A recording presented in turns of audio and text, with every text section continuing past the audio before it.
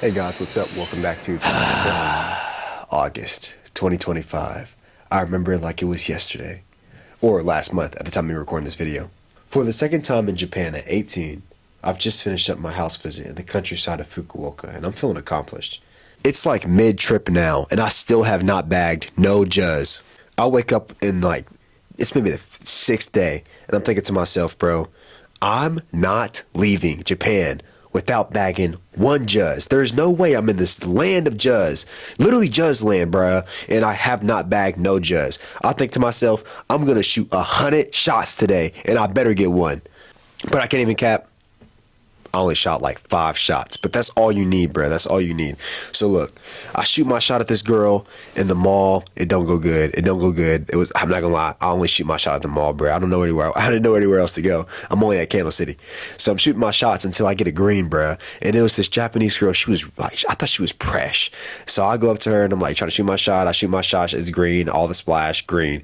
And we swap contact info, all the good stuff, bruh. And so I'm like, all right, bet.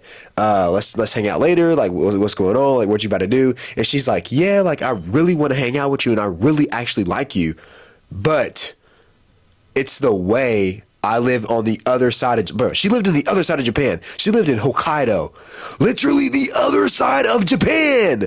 I'm thinking to myself, bro, there's no way I bagged a girl that's on a trip. Are you serious? Like, I know I'm on a trip, but I'm literally setting my life up to live in Fukuoka soon. And you're telling me you live in the other side of Japan? Literally the complete opposite. Why are you even in Fukuoka? But anywho, bro, this was the only shot that I had made that entire day. So like, I'm thinking to myself, it's the best I can do. So we talk and we yap and it's going good and we're just hanging out all day. And I really do, like, I kind of really like this girl, right? And I'm thinking to myself, but bro, it's gonna get stripped away from me. She's about to go back to Hokkaido, and stripped away from me it got, because she's like, okay, it's time for me to head to the station.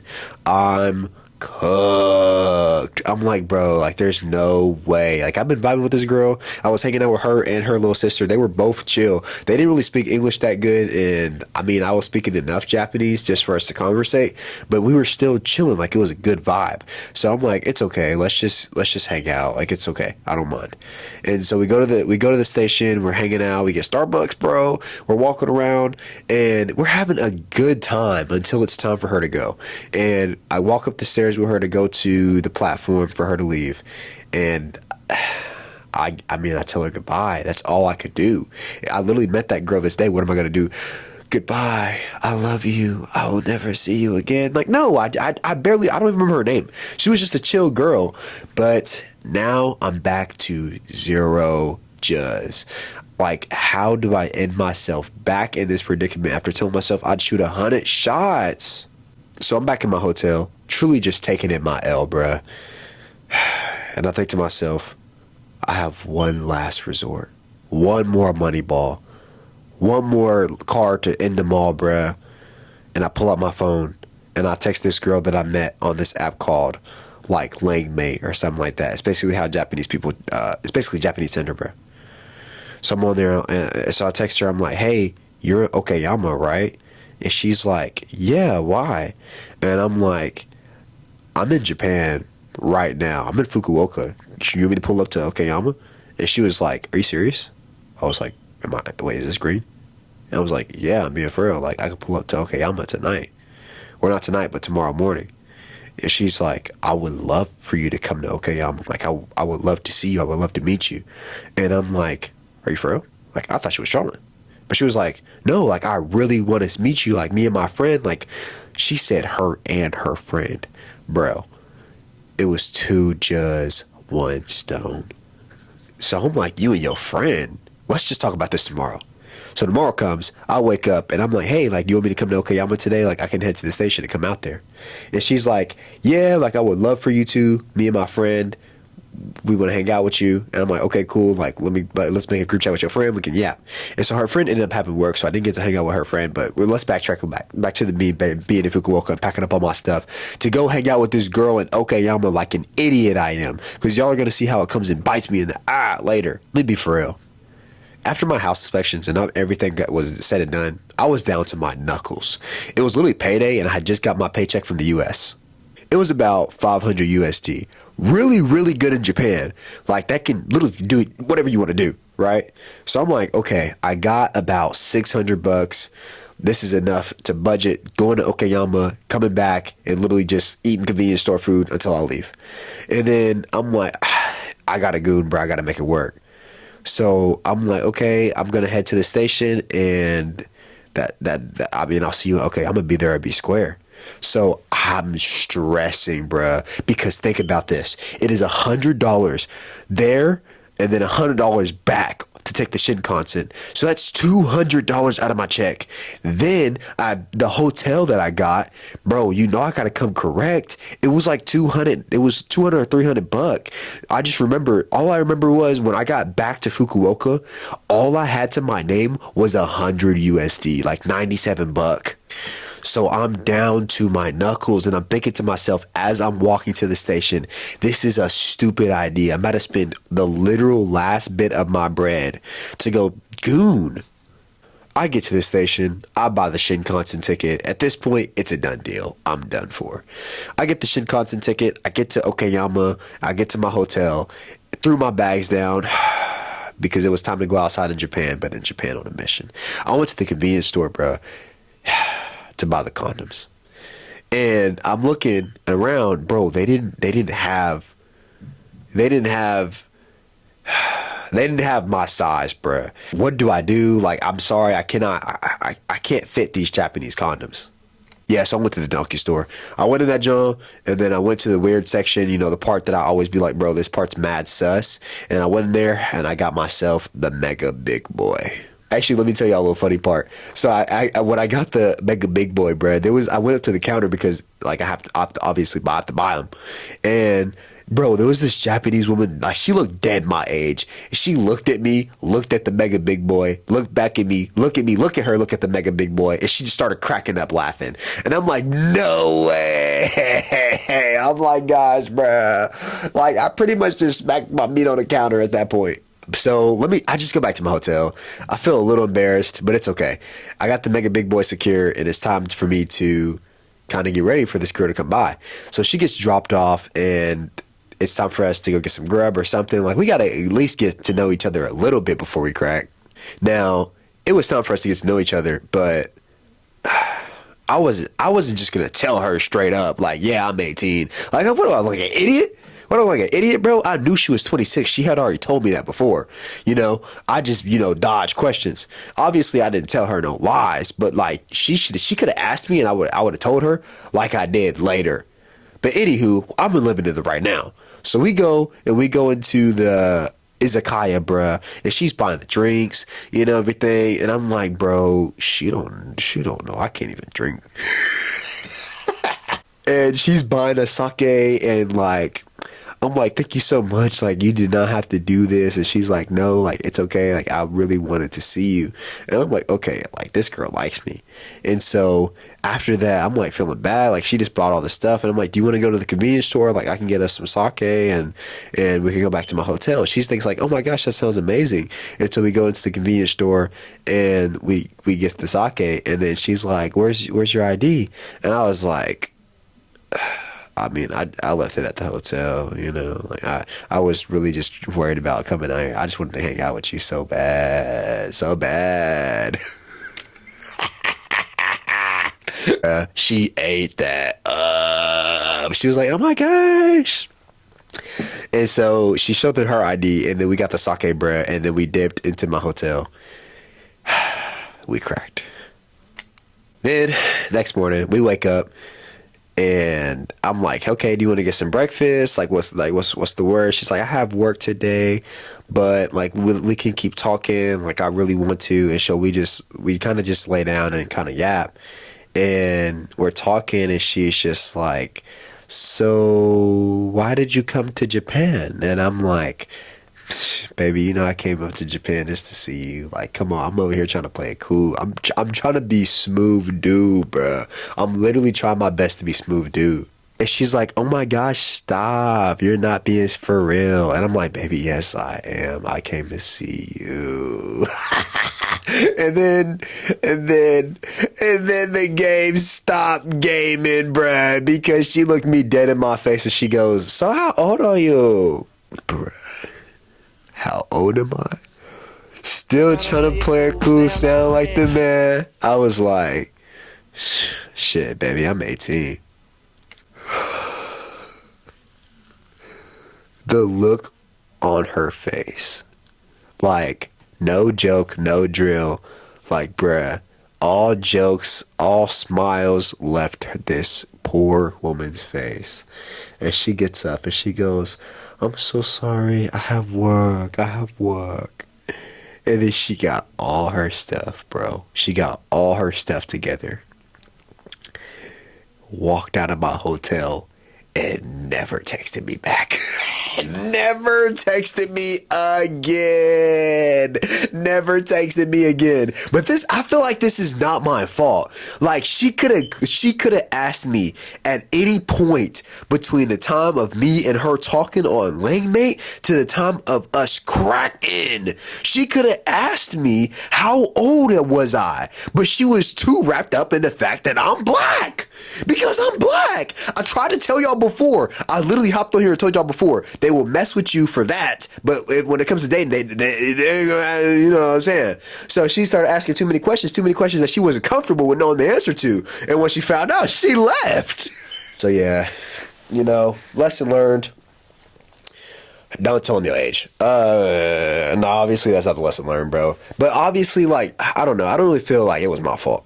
So she left. And I'm just sitting in my hotel room and I'm thinking to myself, bro, I booked 2 nights. I booked 2 nights. So what am I going to do now? Like, obviously I don't got no friends in Okayama. I don't got none in Fukuoka, twin. So I'm just like, okay, it's fine. Like, I'm just kind of hang out in Okayama tonight. And so I do. I take videos. I yap. I drink the rest of the sake in the fridge. And then I go outside. Bro, I'm walking around Okayama literally drunk than a skunk. It wasn't that bad. Like, I'm just walking around looking for grub. I literally knock on people's door, like, izakayas. I'm like, hey, y'all take Suica? They was like, no, we don't take Suica. I knew they was capping, bro. Everywhere takes Suica. Y'all just didn't. They probably just didn't want to mess with me because I looked drunk and I was a foreigner. Obviously, like I tried my best to be respectful, but come on now, I don't even look like I'm. I do look like old enough to drink. Kinda, I guess, but I don't look old enough to be out there doing. Still trying to play it cool, sound like the man. So I enjoyed my night. I made videos. It was cool. And then I go back to my hotel. Go ahead and get my hotel ready to dip in the morning and head back to Fukuoka. So I'm back in my hotel. I try texting the girl again. I'm like, hey, like, is everything okay? No response. She still to this day, she's not texting me back. So it's all right. It is what it is. I go to sleep. I wake up in the morning. My hotel room is ready. I go ahead and check out and I go to the station. I get to the station. Hop on the train, hop on the Shinkansen, straight back to Fukuoka. So, I'm just chilling in Fukuoka, and this is where that good time in Okayama came to bite me. And so it's time for me to leave Japan. And this time I'm thinking to myself, like, remember when I was like, Japan, I will be back. You know, like, I was super duper upset leaving Japan. This time, it's really not that deep. Like, I secured my crib. Like, bro, I'm a grown man. I can go to Japan whenever I want to. So it's just like, bro, it didn't really upset me. I didn't cry on the train or nothing like that this time. So I just get up, go ahead, leave my hotel from Fukuoka, go to the station, no cry, no tears. I just start heading back to Fukuoka Airport, get on Fukuoka Airport, and then I make it to Tokyo. And this is where it came to bite me in the Y'all remember how I said that I would literally have $100 to my name after I went to Okayama? Well, imagine a severe emergency happening to you where you need nothing but bread to be able to survive. And if you don't have the bread, you're homeless. Bro, I'm sitting in Tokyo International Airport in Haneda. And I'm like, okay, I'm here mad early. I got here 4 hours early. I'm just going to go ahead and check my bags in and chill. So I get up there. I try to check my bags. And she says, oh, I'm so sorry. I cannot check your bag right now. It's too early. So I'm like, okay, it's fine. Like, I'm just going to go sit down. Thank you so much. Like, it's okay. I'll be back later. And so I go sit down. I'm thinking to myself, man, this trip has been great. You know, I mean, let's be real. I experienced the jazz. Man, I looked at my crib. I mean, I did everything. And I'm back in Japan again at 18. Like, bro, who really does this like me? So I'm sitting there soaking it all in. And then my pocket feels a little light. Not in a sense that like my phone or like my keys or like my wallet is missing, but something much more important. Bro, I did not have my passport in my pocket anymore, and I had no clue where it was.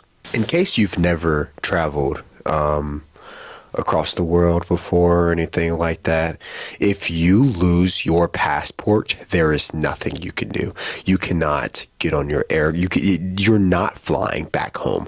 You're not going anywhere without your passport at all. They will not let you board. They won't let you check a bag. They won't let you even look at the plane. They won't let you get near the plane that you're supposed to get on. Without that passport, I was cooked. Truly, if I did not get my passport back, I would not be able to even tell y'all this story. I probably would have sold my camera to some random dude in Japan named Ling Ling to try to make a quick buck to get some food, because I would have just been homeless. So I lose my passport, but thank God I have 4 hours. I have 4 hours before my flight board. So I'm thinking to myself, bro, I have plenty of time. It's probably just one of my bags. So I start opening my bags, looking around, tore my bag apart looking for this passport. Could not find it. Went to the bathroom, stripped booty butt naked. Couldn't find my passport. I was really running around Haneda Airport looking like a freaking crackhead, bro. Because if I needed my passport. I needed my passport. So I'm literally turning every stone. Boy, I seen some Chinese people, and I be knowing that Japanese people think Chinese people are like, you know, bad and stealers and thieves and stuff like that. So I was thinking of them like, bro, they could have stole my passport. But anywho, I started looking through the trash, bro. I literally started looking everywhere. I started looking everywhere for this passport, and I could not find it. I could not find my passport at all. I literally was looking everywhere, and there's 2 hours past, 3 hours past. I have an hour before my flight boards, and I still have not found it. So I'm thinking to myself, okay, let's be rational. I need to kind of think for a second.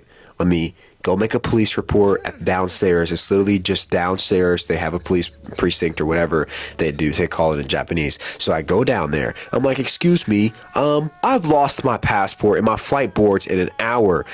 Is there any way you all can help me find my passport or something? And they're like, you can put your name down on this paper, and we'll be able to try to help you in a few days. A few days? A few days.